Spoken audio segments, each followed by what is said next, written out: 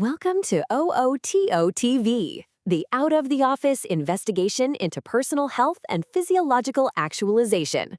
This time, we're discussing circadian sleep cycles and their profound effect on our mental and physical health. Exactly, Alex. Today, we are really going to get into the secrets of our internal clocks and why, when you sleep, can be an absolute game changer for your health. We're going to start by exploring the incredible science of your body's master clock. Then we'll investigate the cascade of physical consequences when that clock gets ignored. After that, we'll look at what's really going on in our minds when we're awake, when we should be asleep. Then we'll get into the surprising and powerful role of your gut in all of this. And, most importantly, we'll finish up with actionable, science-backed ways you can reclaim your natural rhythm and start feeling better. You've hit on such a key point right away, Ben. Our modern lives are so often at war with our ancient biology. And to really understand why, and more importantly, how to fix it, we have got to start with the basics, the master conductor of our body's orchestra, the circadian rhythm. So here it is, the circadian rhythm. And calling it a master conductor is just the perfect analogy. It's literally orchestrating countless biological processes across a roughly 24-hour cycle. And you have to understand, this isn't a suggestion. This is a core part of our biology, hardwired into us from millions of years of evolution. The term circadian even comes from the Latin circa diem, which means about a day. It doesn't just affect our sleep. It dictates the function of nearly every single cell, tissue, and organ in our bodies. The master clock? So this SCN is basically the boss, telling the rest of the body what time it is? It's just fascinating, because it means you don't just have one clock in your brain.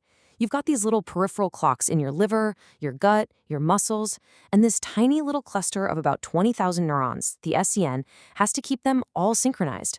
Can you imagine?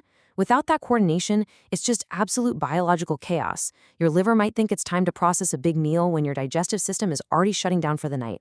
That is a recipe for disaster. Precisely. And the SCN's primary cue is light. It's so simple. This slide shows this really elegant hormonal seesaw that just governs our entire day. When sunlight enters your eyes in the morning, it hits specialized cells in your retina that send a direct signal to the SCN. The SCN then tells your body, okay, time to make cortisol. Now, cortisol gets a bad rap as the stress hormone, right? But a healthy spike in the morning is exactly what you want. It's what gives you that get up and go energy. Then, as darkness falls, the SCN signals the release of melatonin, the hormone of darkness, which prepares the body for sleep.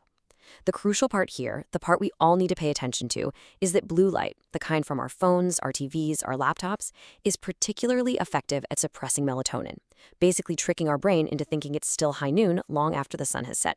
And it's really all about that alignment. This brings us to a concept in this field called routine sleep theory, which basically says that when our internal world matches the external world, when our bodies are in sync with the rising and setting of the sun, we function at our absolute best. Routine sleep theory suggests our body's health is connected to our thoughts, energy, and clarity of alignment of actions, words, and dreams. It's when our thoughts are clearer, our energy is higher, and we just feel more in control and capable. It's that simple. So that really raises a fundamental question. What are key elements for sleep cycles' effect on mental and physical health? It's really this SCN master clock and its hormonal responses to light and darkness. But the problem is when our modern lifestyles, those late nights, all the screens, our inconsistent schedules start to interfere with that ancient system.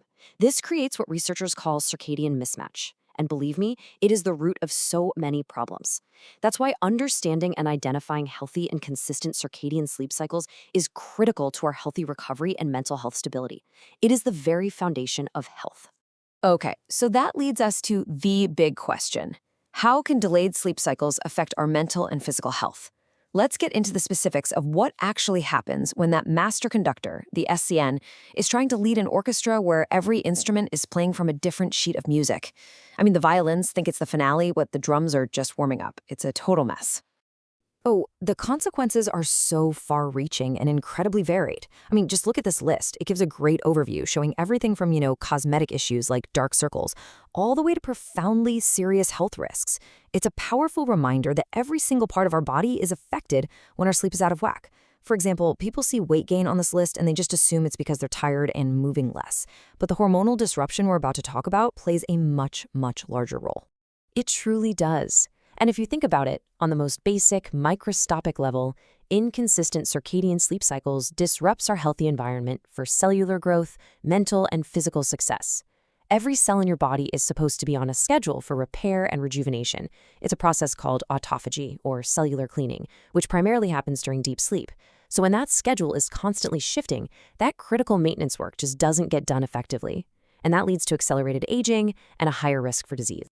And this table just lays out that domino effect so clearly. Let's start with metabolism. Your body's ability to process sugar is naturally at its peak in the morning. So if you're eating late at night, you're literally forcing your body to process glucose when it's least equipped to do so. That leads to higher blood sugar and more fat storage. And it throws your hunger hormones completely out of whack.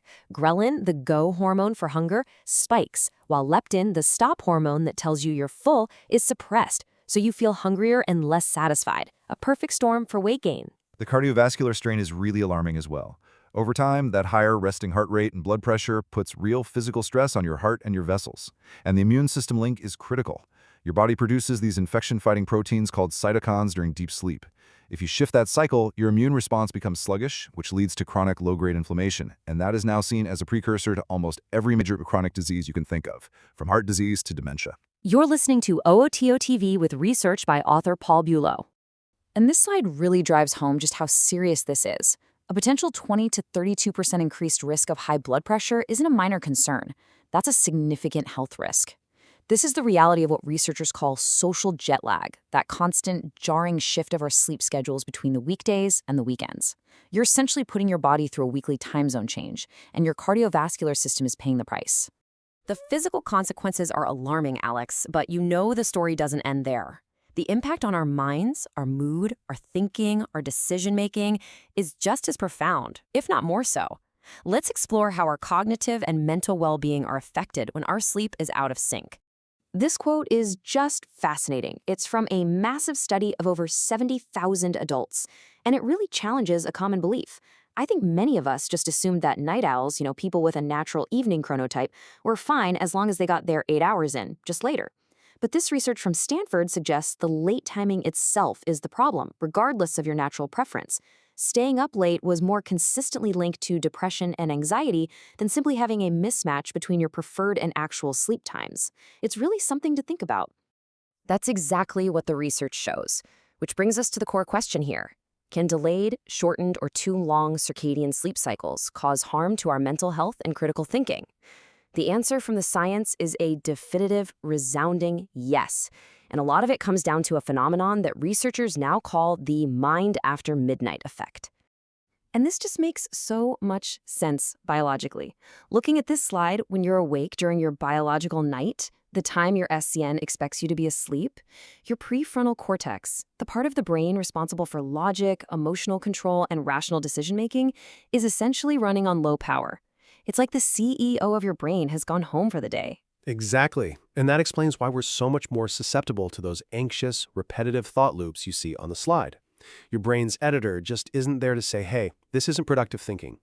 This also explains the impulsivity. The more primitive reward centers of the brain are more active, making you far more likely to engage in behaviors like doom scrolling or eating an entire pint of ice cream that you would have had the willpower to resist during the day. So we've seen how a disrupted clock can just wreak havoc on our bodies and our minds. But there's another crucial player in this story that we absolutely cannot ignore, our gut. It's often called our second brain. And as we're learning, the gut has a surprisingly powerful influence on our sleep. It's a huge piece of the puzzle, Alex, and this number is just astounding. Think about that. The gut produces about 95% of our body's serotonin. We usually think of serotonin as the happy chemical for our mood, but it's also a direct precursor to melatonin, the sleep hormone. So if your gut isn't healthy, your ability to produce the very chemicals you need for both a good mood during the day and good sleep at night is compromised right from the start. And this slide just shows how it's a two-way street. It's a constant feedback loop. Your brain influences your gut, but your gut also influences your brain. And what's really emerging now is that our gut microbes, the trillions of bacteria living in our digestive tract, have their own daily rhythms. That's right. Research has found that when your sleep schedule is off, and one study showed even a 90-minute difference is enough to do this, it throws the rhythm of your gut microbiome completely off. This can lead to an imbalance of good versus bad bacteria, a condition we call gut dysbiosis, which can increase gut lining permeability or leaky gut, and drive inflammation throughout the body and even into the brain. So it's this incredibly vicious cycle. A late sleep schedule messes with your gut. That gut dysbiosis then leads to lower production of serotonin and melatonin. Lower serotonin impacts your mood during the day, and lower melatonin makes it harder to sleep at night, which then further disrupts your gut. This domino effect just highlights how deeply interconnected these systems are. And as the slide states, the potential long-term consequences are severe. Delayed circadian sleep cycles can be linked to anxiety, gut dysbiosis, mental illness, and in extreme chronic cases, even more serious psychological conditions. You're listening to OTTTV with research by author Paul Bulow. Okay, so after seeing how disruptive all this can be, the crucial point is, how do we fix it? And this isn't about scaring people, it's about empowerment. The good news is our circadian rhythm is adaptable. It wants to be in sync. There are clear, evidence-based strategies to gently nudge it back into alignment with our biology. This 10-3-2-1 rule is just a fantastic, simple framework.